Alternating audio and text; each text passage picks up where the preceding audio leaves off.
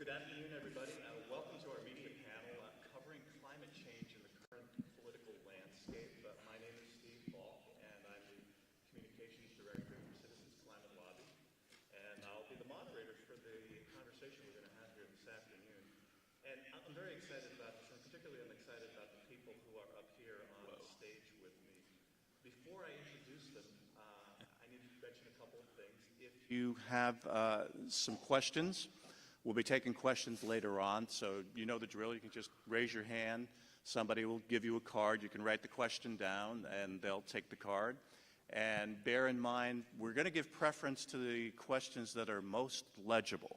So, okay. All right. So keep that in mind. So next I want to say something about the press and their role in our democracy, because I think that's going to provide the context for the discussion that we're having here. When the founders created our nation, they considered freedom of the press so important that they included it in the First Amendment to the Constitution. So the press is known as the fourth estate, meaning that they're the fourth branch of government, the branch that keeps the other three branches accountable for what they're doing. And the people who are up here right now and all the other journalists in the country take that responsibility very seriously. I really think that, that they think that it's more than a profession, it's a calling. It really is. And so the other thing I want people to understand is the distinction between an opinion writer and a reporter. So an opinion writer is somebody who comes up with a viewpoint and then they go in search of the facts to back up their view. A reporter, on the other hand, will gather information from as many sources as possible, and then the reporter lets the facts dictate what the story is. So they have no allegiance. Well, they probably have an allegiance to some party or ideology, but it's not their first allegiance. The first allegiance is to the facts and to informing the public. So with that, it's my privilege to introduce the reporters who will be joining us here today. So first, on my left here is Robin Bravender. Am I pronouncing that correct? Bravender. Bravender, I'm sorry. That's okay. So she's the deputy editor for Climate Wire over at E&E News. E&E, if you're not familiar with them, is probably the most comprehensive news gathering organization for energy and environment. Nobody throws resources at those topics like E&E does. And Robin covers EPA, and she's also covered the Supreme Court, Congress, air pollution, and climate change. So next on my left here is Rebecca Labor from Mother Jones. And Mother Jones is one of the foremost publications doing in-depth and investigative journalism. And Rebecca covers climate change, energy, and environmental politics and policy. And prior to Mother Jones, she was an editor and columnist for Grist and a staff writer at the New Republic magazine and a political reporter for Think Progress. And then next here we have John Siciliano, who covers energy and environment at the Washington Examiner. For a decade, he has specialized in energy and environmental policies, with a special interest in the Federal Energy and Regulatory Commission, climate change policy, and the shale gas boom. And then our final panelist down here is Marianne Lavelle with InsideClimate News, which is an online-only publication dedicated to covering climate change. And they were the first online-only publication to win a Pulitzer Prize. And she covers environment, science, law, business in Washington, D.C. She's been doing that for more than 2 decades. She has won a Polk Award, the Investigative Editors and Reporters Award, and numerous other honors. So with that, let's get started.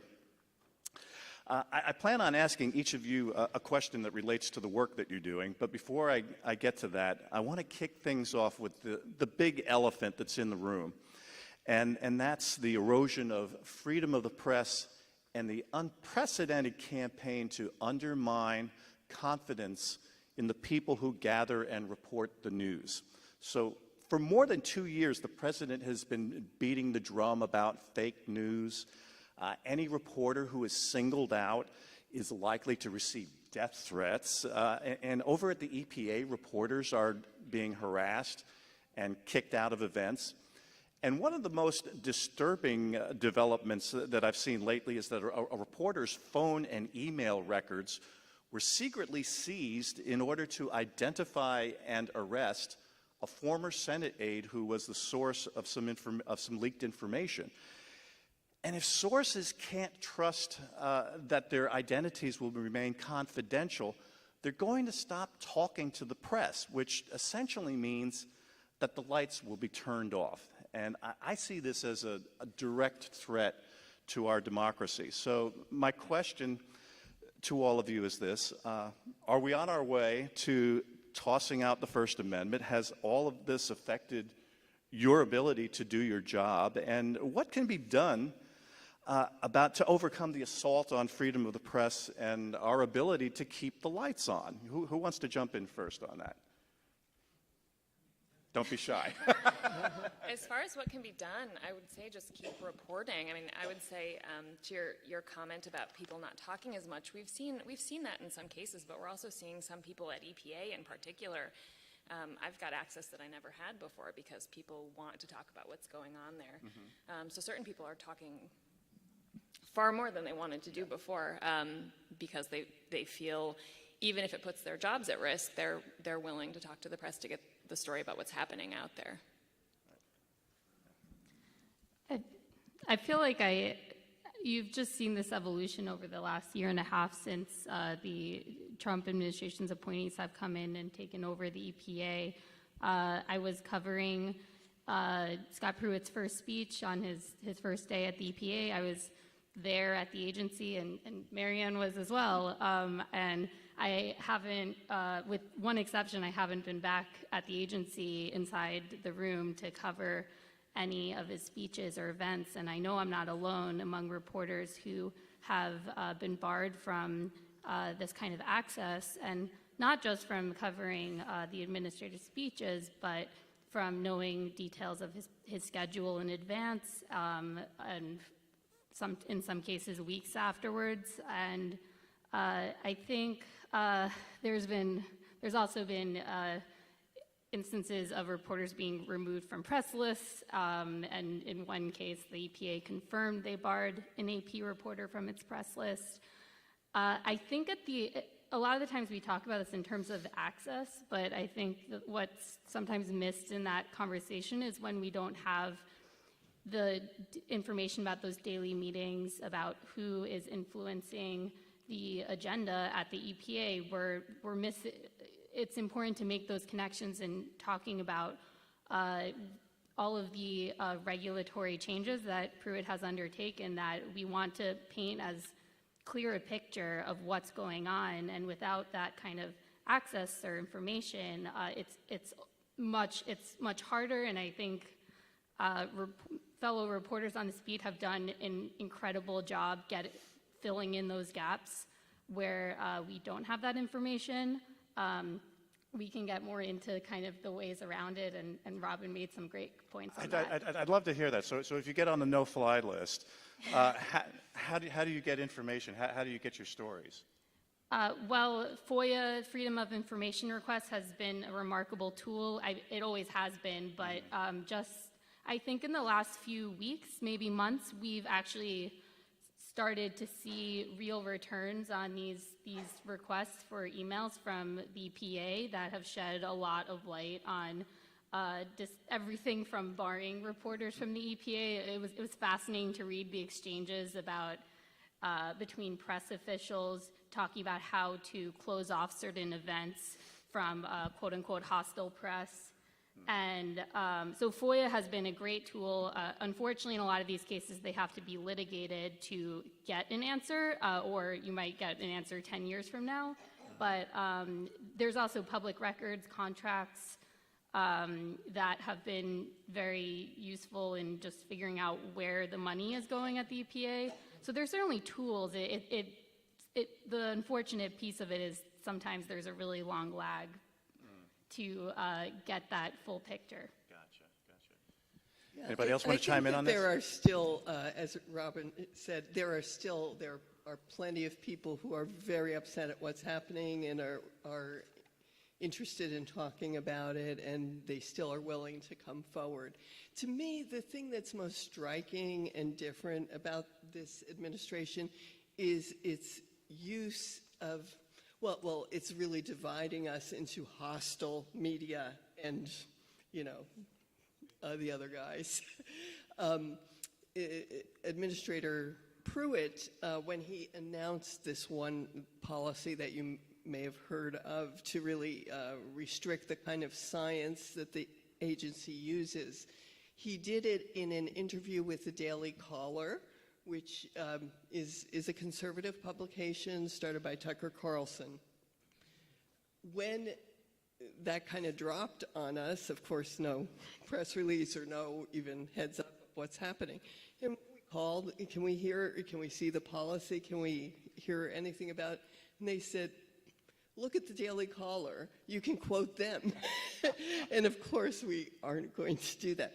But they absolutely provided nothing else. And it's almost as if they're using this as kind of a state media, which it really is, that the non-hostile media is, or their friendly media, it has taken on this role that a state media organization would.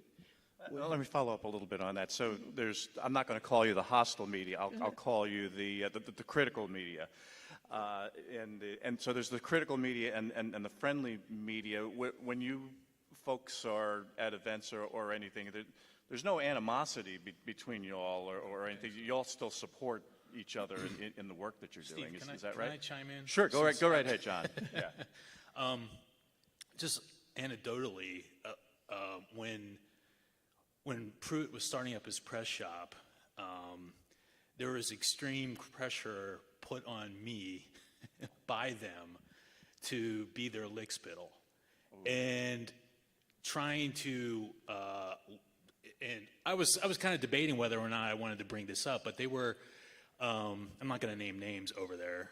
Some of them have left, but they were basically telling my editors things that they were giving me news, exclusive news, and that I wasn't using any of it, and that he needs to get on the ball. We're trying to break something, use you guys to break news, and it was like, I was explaining to my editors, they would come to me and it was like, they're giving you news, they're not giving me any news. They're basically wanting me to be a press release.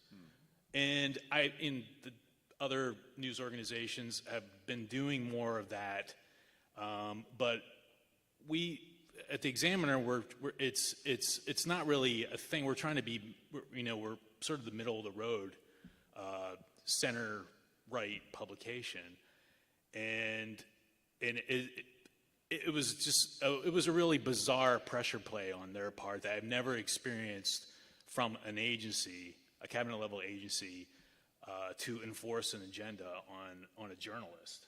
And it still comes up, and I recently found out that not other people in my newsroom, but I am actually somewhat barred, and people have shown me text messages with my name in it, with kind of, I don't know how to, basically not very respectable language used in my reference.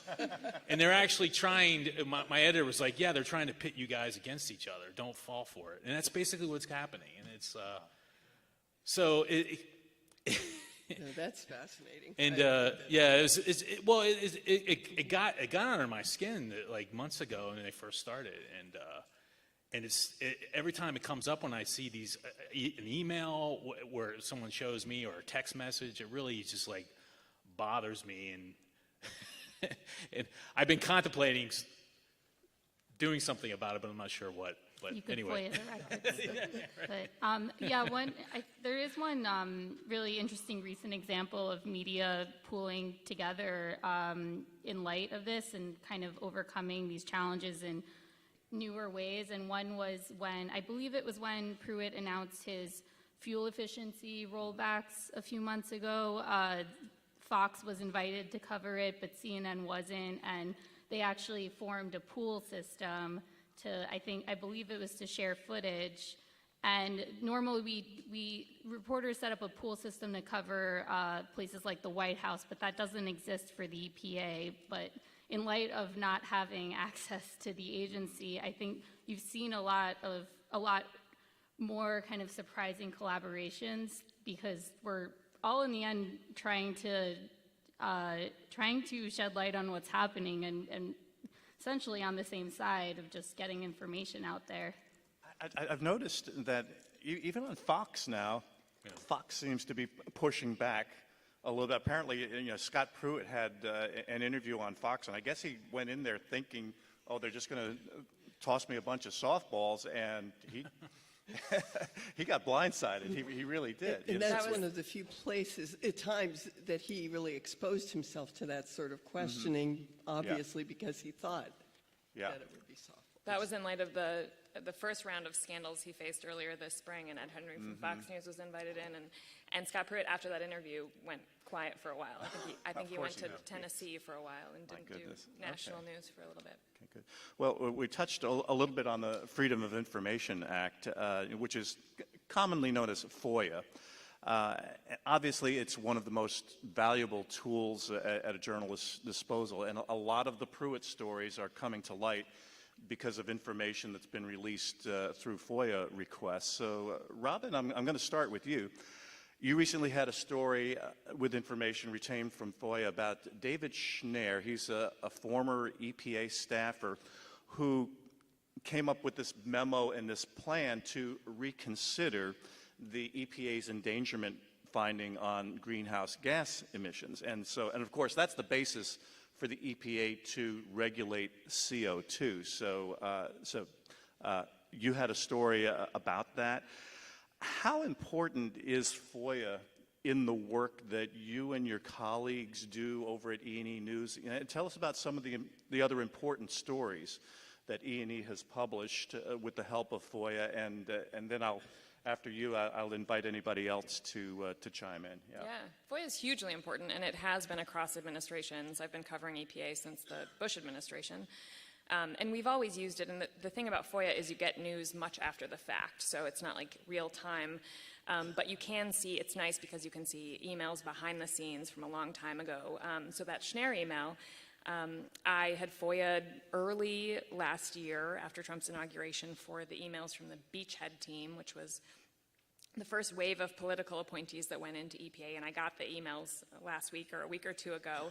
So it was old by then, but it was interesting to see sort of their early plans for what they wanted to do at EPA, and that endangerment finding document was interesting in part because they never did it.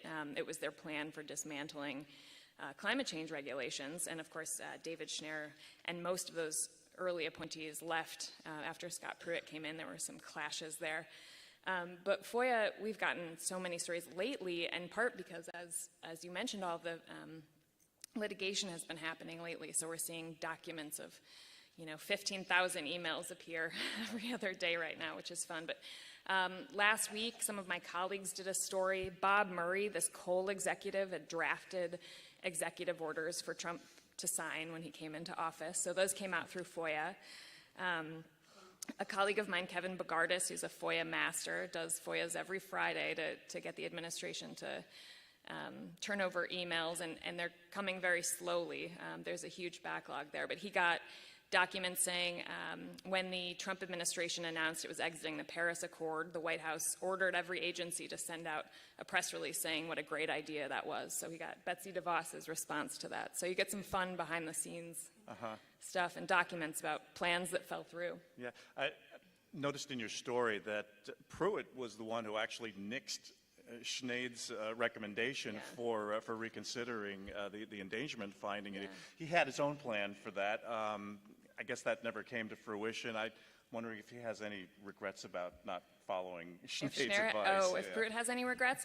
Well, I mean, that's a big question in the climate world, what the Trump administration is going to do with the endangerment finding. A lot of people who are in the Trump administration don't want to tackle that because it's a big legal fight that a lot of people don't think they'll win. But there's a lot of pressure from conservatives to take that on, and they see Trump as the guy to do it. Great. And anybody else want to weigh in about the importance of FOIA and how you've used the Freedom of Information Act in your reporting?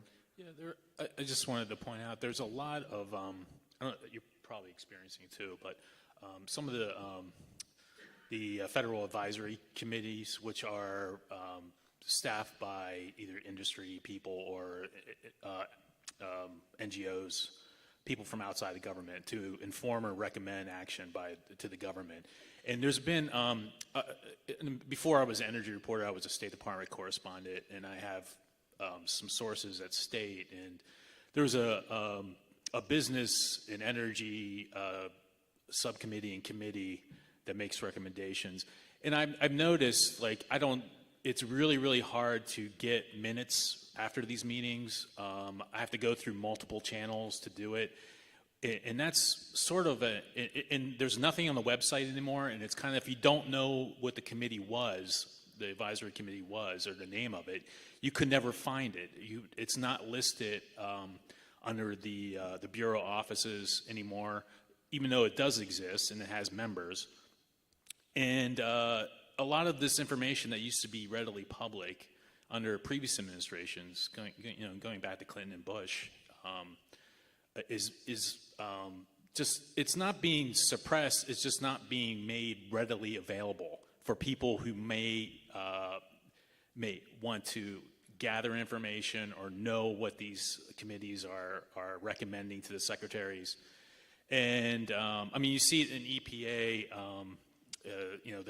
they're rehashing some of the key advisory committees, and they're sort of struggling. I mean, I think there's been enormous pressure on them to make a lot of this public, and it's not necessarily a FOIA request, although FOIA has been a tool in gathering information on how these committees are being set up. But I just think a lot of information and little things like meeting events, like meeting agendas, even for the president, are slim on details these days.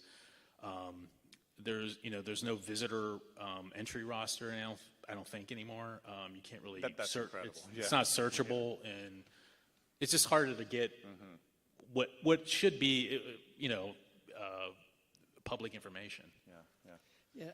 The one thing I want to say about FOIA, just emphasize what's been said here, is that there are a lot of drawbacks to it. I mean, the number one is that they can just drag their feet.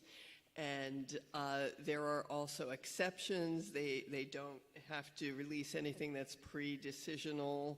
And that's why a lot of the good stories you get out of FOIA are about something that happened in the past. And I want to give a plug to my colleague, Neela Banerjee, who had a great story based on FOIA last year, just about the whole history of the EPA's study of fracking water and how safe it really is. And that some of the scientists who were involved in that were not happy with the results of that study and took their name off of what the agency released. So that's a big problem with FOIA, is that we don't want to be learning about these things, years from now. Right. That we want to know really what's happening with this administration now. You don't want to be writing history, you want to be writing news, right? I understand it, but still, the Freedom of Information Act kind of seems like it's kind of like the final backstop for a reporter in an environment where everybody's just stonewalling you. And I guess my concern is that, and I never thought it would be likely that the Freedom of Information Act would be repealed or suspended or anything like that, but there's a lot of things happening right now that I never thought would happen. And so I'm wondering, is it a genuine concern that could happen, that they could suspend Freedom of Information Act, or they could kind of cajole Congress into repealing it? I don't know. Is that any kind of concern, or am I just being paranoid? I don't think, my concern isn't that they wouldn't repeal this act, but there are so many ways to delay and obfuscate these responses that they don't need to. There's I mean, we've gone over many of the obstacles, and I think many of the FOIA requests that reporters are submitting now, we're getting estimates back that we won't hear until like late 2019, 2020 in answer. By then, much of the damage will have been done. And like it's been said, we're now turning to FOIA just for very basic details that should just be public already. But there are so many obstacles already. And one that I don't think has been mentioned is just sometimes you can submit a FOIA request just because you are curious about a topic, you want to hear more of the TikTok behind the scenes.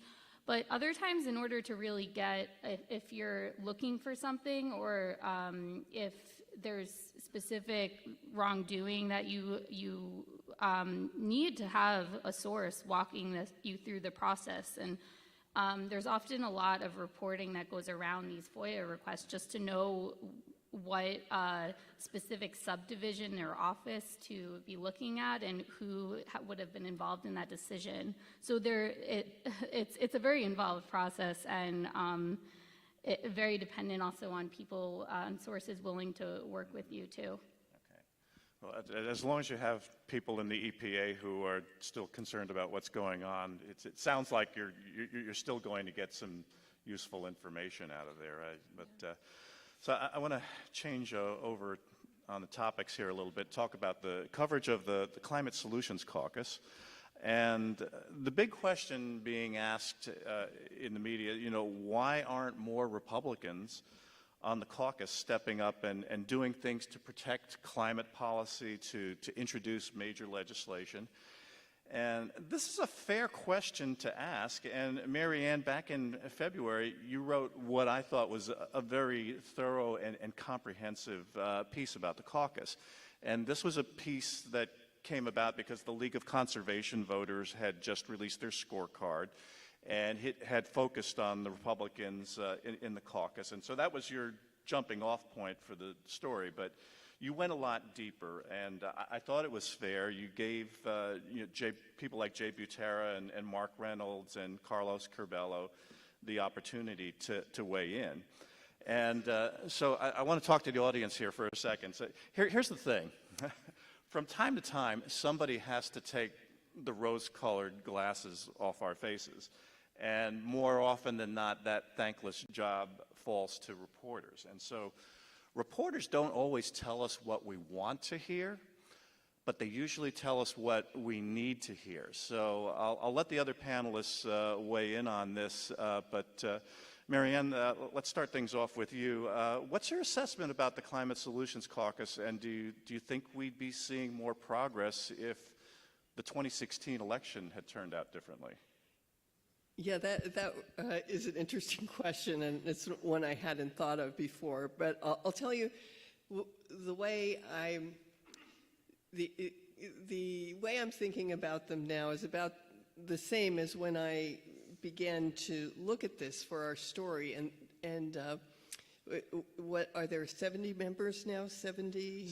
78. Okay, 78 members. Half of them Republicans, and we looked at that number alone and thought, well, if that is true, then if there could be a piece of climate legislation that could get the majority of Democrats in the House and the majority of the Republicans on that caucus, that legislation could pass the House if it could come to a vote. Why is that? Why aren't they doing that? Why isn't there legislation? And of course, one of the problems is it's very hard to get legislation if the leadership of the House does not support it. Right. It's not ever going to come to the floor. It's not ever going to come to a vote. But, we look back, and this is an ancient history now, the McCain-Lieberman legislation in the Senate. That was a cap-and-trade bill, like 2003, 2005, 2007. McCain actually held up the Senate energy bill and would not allow it to come to a vote unless they had a separate vote on McCain-Lieberman. Wow. because Bill Frist was not in favor of a vote on climate change, but he was desperate to get his energy bill passed. And so that's why that came to a vote. And it really was McCain by himself there, along, with Lieberman and the Democrats. I didn't know that part of the story. We don't have that kind of profile and courage going right now on climate change in the Republicans, and there's a lot of reasons for it. And McCain's story, which ends with him kind of backing off the climate battle, may tell us about the Republican Party has moved a lot since then. But I just think it's important to ask this question, or else something called the Climate Solutions Caucus will just be a label without anything beneath it. So it's just kind of the basic sort of question that we should be asking. Now, last week there was a climate vote, the social cost of carbon vote, and again, that could have been defeated if the majority of the Climate Solutions Caucus Republicans had voted to defeat it. So again, I think the same problem. Yeah, the upside was that 13 Republicans, did step up, but the downside was that not enough of them did step up. Definitely. And anybody else who's been covering the caucus, what's your assessment? Well, I just want to. I don't know if anyone from the. I think it's the climate hawks. They're calling for the climate hawks vote. Yeah, they're calling for the end of the caucus because of Friday's vote and for other things, pointing out they're calling them the peacocks. Right. And it's a good question. From when I started the Examiner in 2015, some of the New York delegation were looking at principles for climate change, Republicans. Because it was a huge issue, coastal issue, for them in New York. And you're seeing that with Curbelo and Florida. And I think part of it possibly could be everything in Maryanne.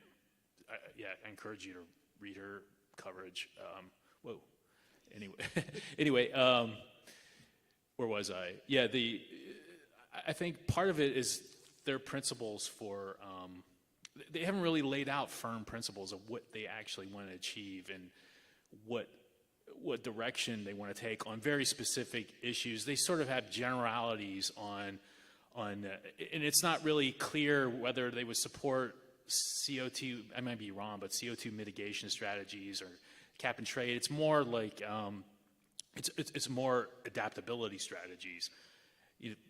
Dealing with with surge and things of that nature, how to mitigate that, and we recognize that there's something going on. The sea levels are rising, and it's a lot harder to stop coastal erosion and their acidification and things like that. But as far as going beyond, like the social cost of carbon, I don't think they have a firm principle or belief or strategy in how they deal with that issue. I think basically it comes down to a firm cost issue that they see as raising the cost of regulation. Not all of them, but I don't think they really have a direction on those very specific issues, which may or may not influence their votes.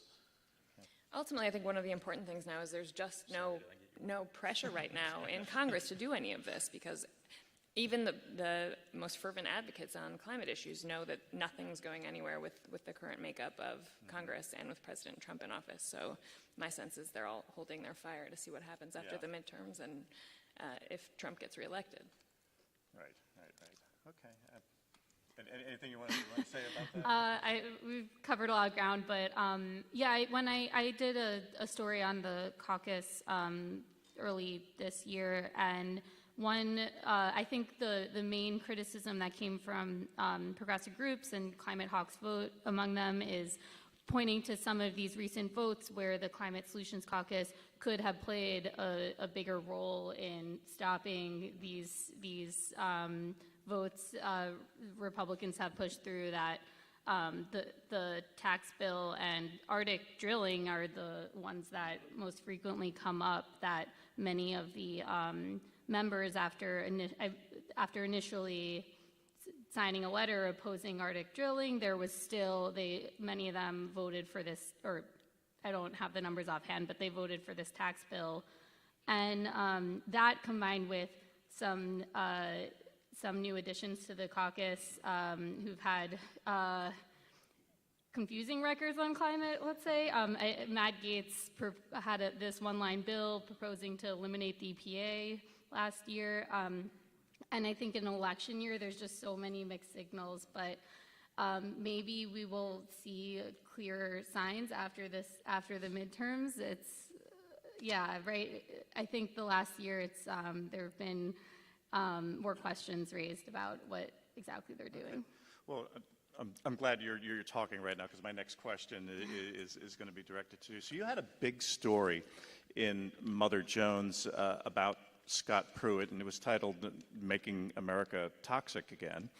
And so currently everyone's kind of caught up in all the ethical scandals and that sort of thing, which I think distracts from the more important story of how Pruitt is turning back progress, not only on climate change, but also on preserving clean air and clean water. So your story focused on that, but it also focused on the intriguing question of why Scott Pruitt is doing the things that he does. In other words, what actually makes him tick. And so for the benefit of the folks who didn't see the story, I'd like you to briefly walk through it and give us the takeaways from that. What do we need to know about what's going on over there?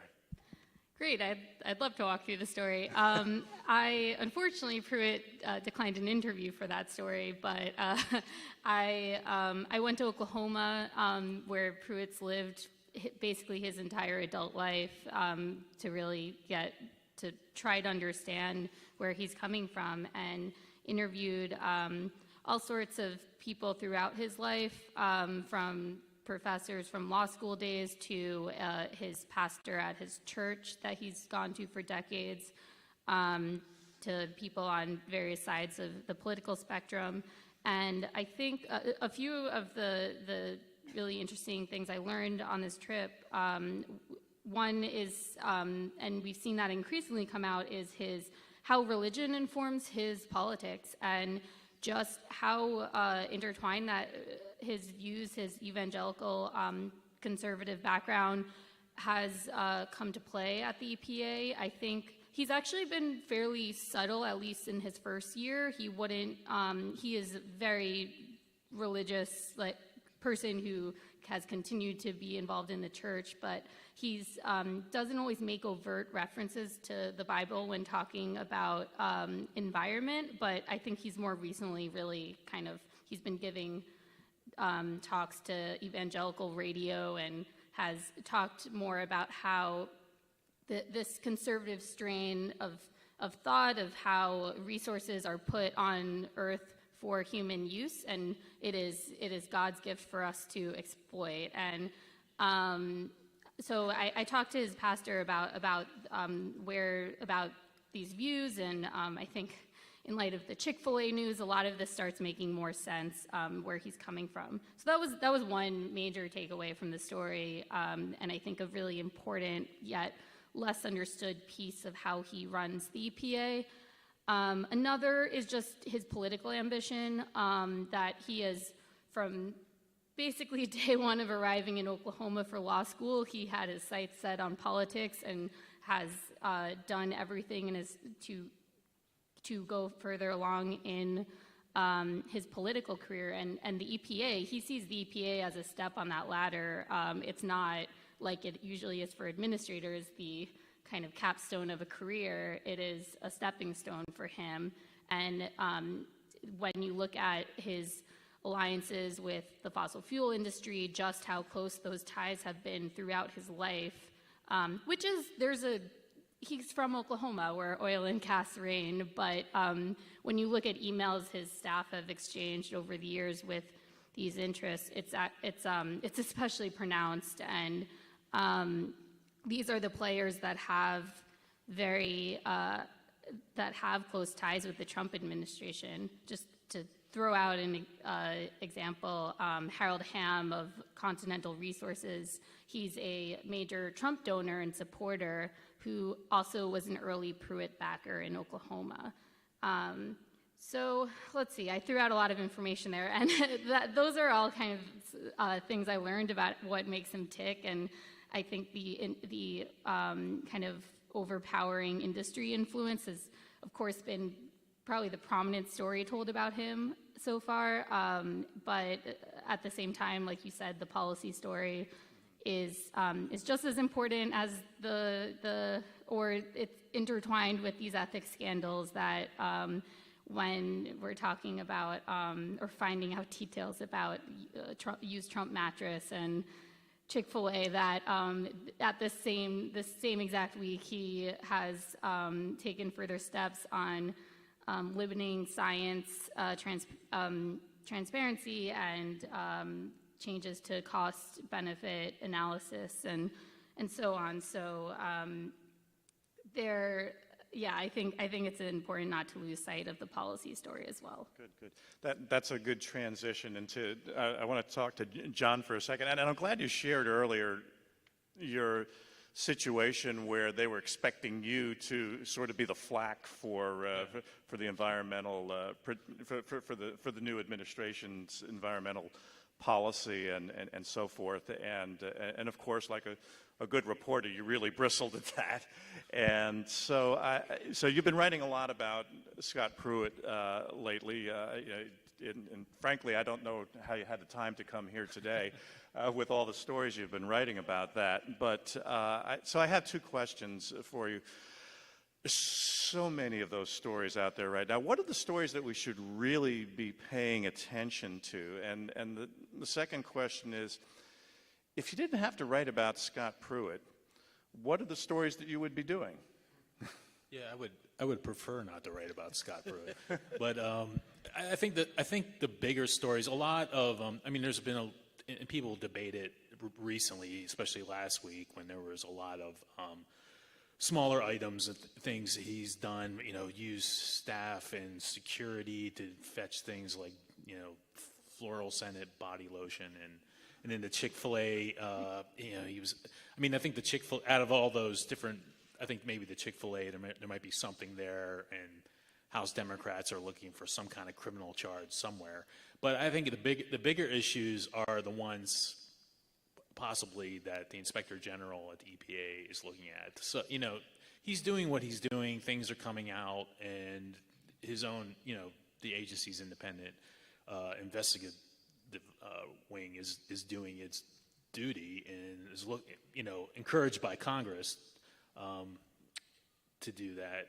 But a lot of which I think centers on more of the travel scandals and the use of taxpayer money. I think that's really kind of the one theme that keeps that has legs, is probably more important, and probably as more is uncovered, you'll start to see a sort of disregard for a federal procedure process and quite frankly, the rule of law. He doesn't, there's a lot of stories where he was told or advised and not to do something, and he doesn't seem to listen to that, which is odd for a cabinet level secretary, I think. Or for somebody who was a former attorney general. Yeah.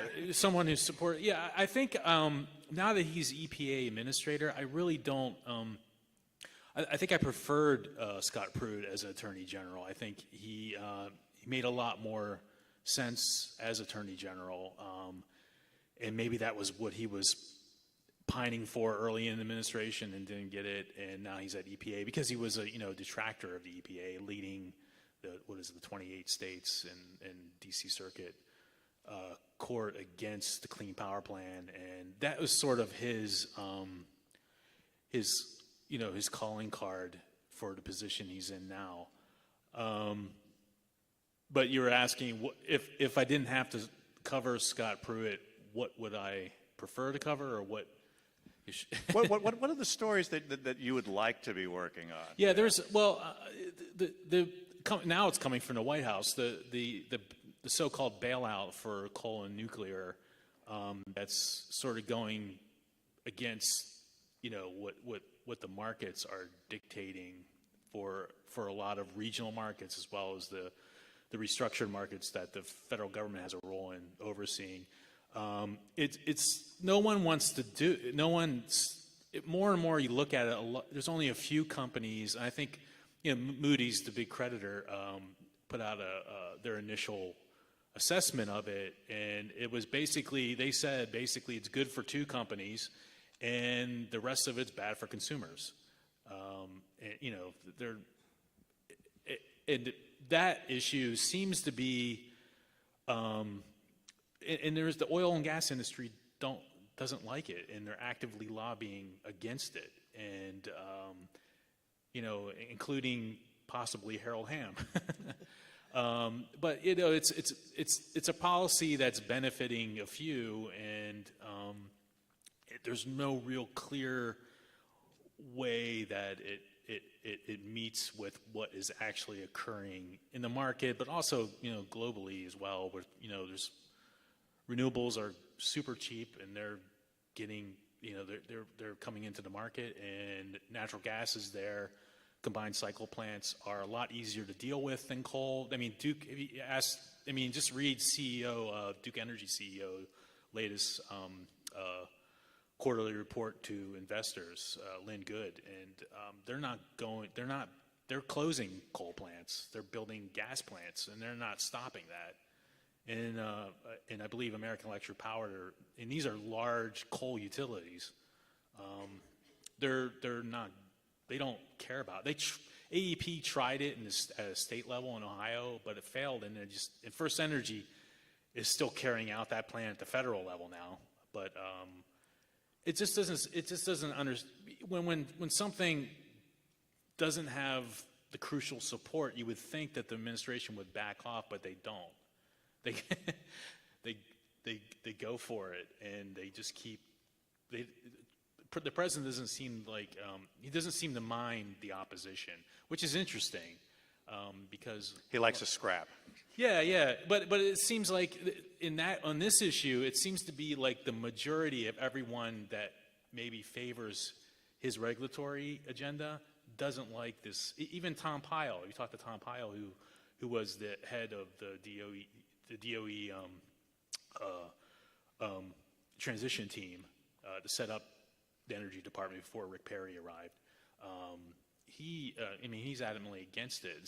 Thinks it's bad policy. He keeps. There's been different iterations of this. Now the president has gotten involved directly. So in each one, they say the same thing. I think that's a bigger issue that would.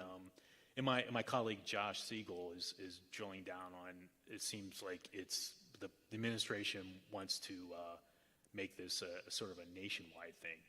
Right now, it's sort of presumed that it'll be focused on the federally overseen areas, the restructured markets like PJM, which DC is in. But somehow they want to make this nationwide, and it's kind of, where Duke Energy rules in the Southeast, I don't see that flying. But Good. Well, thank you for that. I think we've got some time for some questions. Before we get to that, though, I want to make a pitch for supporting the great work that these reporters do, and all reporters do, to support their work. And so in addition to the assault on media that's happening right now, news outlets are going through a tough time economically. There's just this whole economic model that everybody's trying to figure out. And so here's how you can help. You can subscribe or donate to the news outlets that you depend on for information, to stay informed. And so these reporters, they stick their necks out every day, and they work tireless to tell us what we need to know. So please support them by subscribing or donating to the organizations that they work for. So Flannery, you got some questions? Yes. I have a whole stack of questions. You guys did great. So we got a lot of questions about fake news. And it seems true that people are now quick to dismiss facts that they don't want to agree with or don't want to believe are true. How do you handle that? And do you do anything to help people be more open to your work?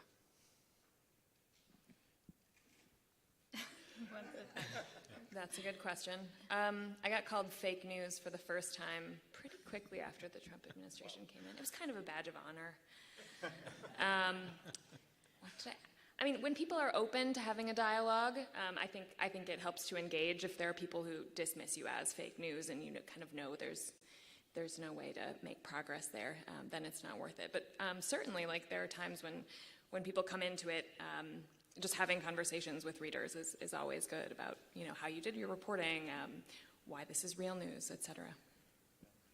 And I can't believe I forgot to mention this in talking about covering the EPA, but they've basically adopted various versions of of President Trump's attacks on media, and the agency is more. It's a calmer implementation. Like, Pruitt's not going around tweeting fake news at people, but the EPA has put out press releases attacking reporters, and so that hostility has been echoed through, and I'm sure this is happening to some extent at other agencies as well. That we've seen this hostility in other places, and I think we're just in this environment where, reporters are always double checking to get facts right and going to multiple sources to ensure this story is correct. But we're in an especially hostile environment where you need to make sure you have every fact covered, that you're not relying on single source stories. And because they are going to go after you even if you don't screw up, they will go after you. So you have to make sure you're prepared for that. The one interesting thing that Pruitt is doing is when he's facing all of these questions about his expense accounts, his travel, his mattresses, his lotion, and everything, he's saying, well, the reason that we're under such attack is because of there's such opposition to what I'm doing, my deregulatory agenda. There's great change, and of course there's great opposition. Well, of course, anyone who would raise questions about his use of expense accounts, that is not only is basic journalism, but it's basic, politics that any Republican as well as Democrat should bring up with an executive agency. But he's using that, and again, it's like a more subtle way of saying this is fake news, is saying that it's politically motivated, these questions about what I'm doing. And therefore, and the fact that he still has his job, it is this more and more kind of, it has this aura about that I'm above the law, Okay, great, thank you. We also got a lot of questions about mainstream broadcast media. So this might be quick if you guys don't have much to say on this, since you're all print media, and that's perfectly fine, but I wanted to ask it since we did get a lot. So mainstream broadcast media doesn't do a great job of covering climate change or of connecting the dots between extreme weather and underlying causes. Do you have any insight into why that is, or what concerned viewers could do to encourage more and better coverage? And again, it's okay if you don't have much to say here since you're all print media. But I guess one thing really quick, none of the presidential candidates were asked about climate change at any of the debates. And I think that was true even when Obama was running as well, both of his elections. So that really is shameful. And I think it's kind of that media relies on sound bites. Climate change is a difficult issue to talk about intelligently on sound bites, especially if you are supporting climate action. You have to bring your evidence to the table, and the opposition or those who don't believe in it have their sound bites. So I think that's one of the reasons that it's hard for TV. They need to be concise. And Great point. Here's an interesting story. So it's probably this time of year, maybe beginning of June or right before the beginning of June, right before Trump announced his Paris exit strategy from the Paris climate deal. And it's 5 a.m. I'm at CNN in downtown DC by Capitol Hill. They put makeup on me, and I'm waiting to go on to talk about climate change. And I forget which son, but one of Trump's sons did something or said something, and that took over. And it just kind of, and there was no more, I got bumped, and I was, it was 3 hours waiting. And it kind of it kind of underscores what's going on. There's so many things going on with this administration on a daily basis, just at the White House. The North Korea talks, they're on, they're off, and those things are dominating. And Trump is sort of, whether we like it or not, he's sort of a commodity. And to some degree, Pruitt is almost becoming sort of a news commodity, where it doesn't matter what he's done, it's just report on Pruitt. The same thing with Trump. It doesn't matter what's going on with climate change or some other bigger issue. Report on what he just said or what he just tweeted. And he's effectively, his Twitter strategy, if there is one, and people debate that all the time. Does he have a strategy, or he just does this? And he's effectively, steered the narrative in his direction on anything he wants it to be, basically. Because, I mean, we even have, and the New York Times, I just read, established their own Twitter group of reporters that basically come on early in the morning and in certain times in the evening, basically just to be have a laser focus on tweets.